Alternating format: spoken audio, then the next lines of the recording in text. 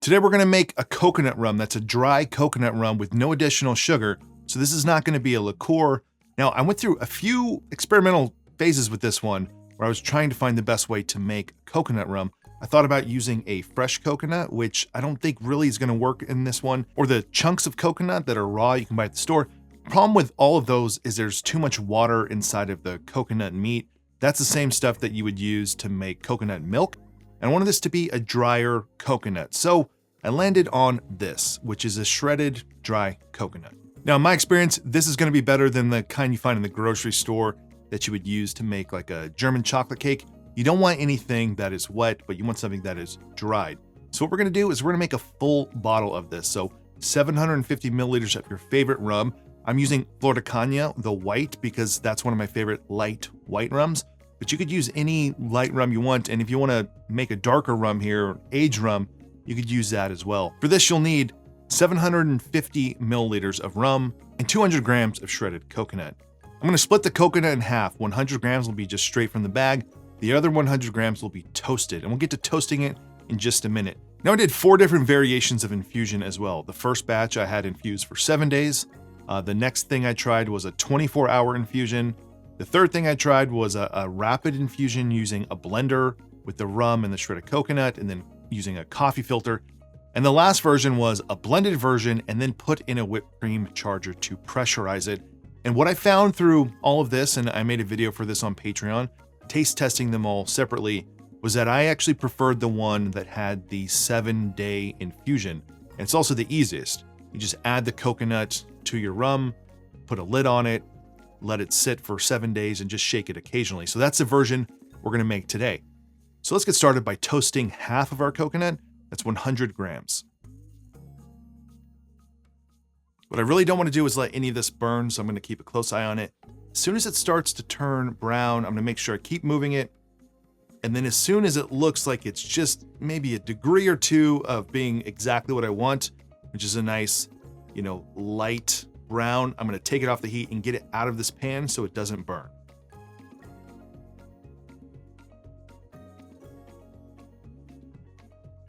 Now I'm going to add in our coconut, our toasted coconut, and a 750 milliliter bottle of rum.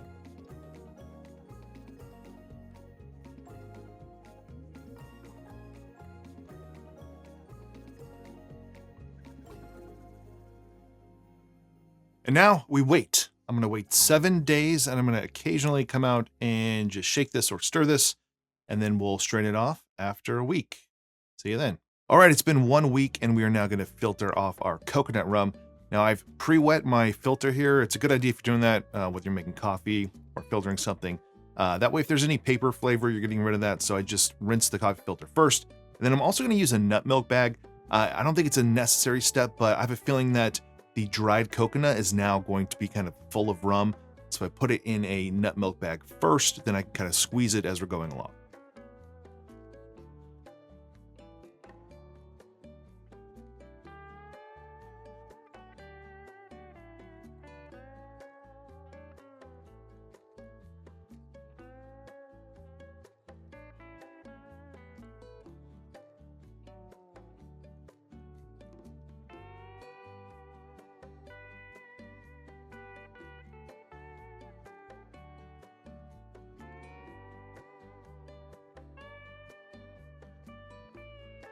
All right, our coconut rum is ready to go. You can see it has this nice sort of deep straw color, and that's obviously because of the toasted coconut, but you could omit that. You could use just straight coconut instead of the toasting part.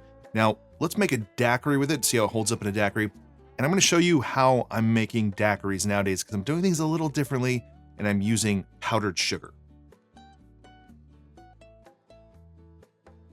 So you see a lot of bartenders now use granulated sugar in their daiquiris, and that's not a new thing. That's a traditional thing. That's how daiquiris have always been made in Cuba. They never used simple syrup or a rich simple syrup. Now, modern times, it's also for another reason. That's to control the dilution of the drink. If you're using a 1-to-1 or a rich simple syrup, you're adding additional water to that. Now, in a rum that maybe is over, 40 proof, something that is like 43 ABV or higher, that might be okay to have that additional water. But if you're really looking to control the amount of dilution, outside of the ice that you're adding to it and the melting of the ice through shaking, then the way to do that is to use a granulated sugar instead of using a Ritz Simple or a 1-to-1 Simple. Now, you'll never see a recipe call for powdered sugar, because if you go to the store, you buy powdered sugar, it's going to have some type of anti-caking agent in it, which is usually cornstarch. And you don't want to be putting cornstarch into your cocktails. It's going to thicken up and not incorporate well in an iced drink environment. So this is homemade powdered sugar that I made by just taking some sugar into a Vitamix blender and blending it for anywhere between 15 and 30 seconds, and it becomes a powder. And there are two caveats to this process, which is, first of all, you don't have that anti-caking, anti-clumping agent, so the powdered sugar kind of will clump together, so you might need to go in and kind of break it up. I'm anticipating that in a more humid environment, this could be potentially an issue, but I really don't know.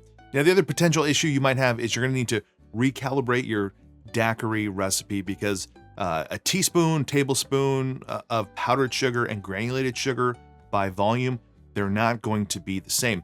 But what I figured out, and I did this by weighing out the amount of sugar I like to use in daiquiri, is I like 1.5 teaspoons of granulated sugar. So that's kind of what I've been doing when I've been using kind of the milk frother method. But what I found is that 1.5 teaspoons by weight equals about 2 teaspoons of weight of the powdered sugar. And it just so happens that these barfly teaspoons that I use, there is a 2 teaspoon version. So if I'm making a daiquiri now, I'm just using 2 teaspoons of powdered sugar. So let's make a coconut rum daiquiri. I want to make this with 1 ounce of fresh lime juice, 2 teaspoons of powdered sugar, and then 2 ounces of our toasted coconut rum.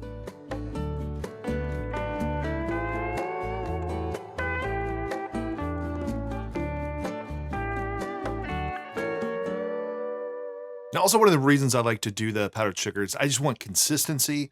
I want to know the variables. I use a daiquiri a lot to explore rums. Outside of just like sipping them neat, I like to use the daiquiri. It's kind of a template to try rums and to try new rums. If I get a new bottle of rum, I want to try it in a daiquiri to see how it holds up. That way I can kind of see how it's going to play with lime juice and sugar, obviously, since I focus on cocktails and not sipping rum neat. So having the powdered sugar element there just sort of eliminates the need for needing to know what type of syrup you're using, making sure that your granulated sugar is dissolved. So let's try this coconut rum daiquiri.